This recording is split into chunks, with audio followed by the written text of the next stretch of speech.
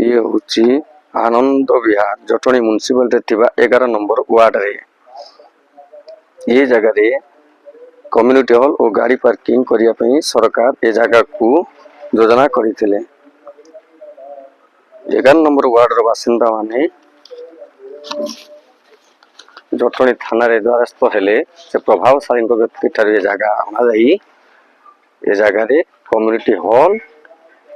एवं गाड़ी पार्किंग करने जटणी थानार थानाधिकारी ये प्रभावशाली व्यक्ति को डकाई आदेश देले जे ये सरकारी जगह को संपूर्ण रूपे खाली करने किंतु किंतु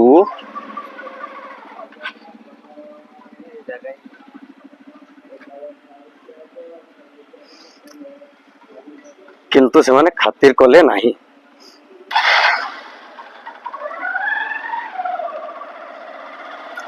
एगार नंबर वार्ड बासिंदा माने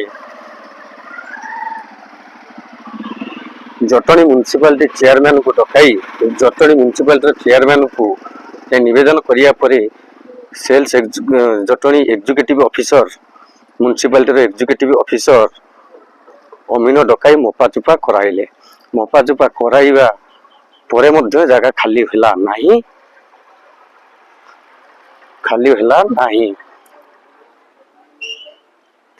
बड़ राजनेता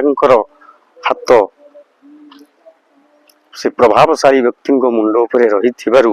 से असामाजिक काम ए जगह करुछंती तेणु 11 नंबर वार्ड बासिंदा माने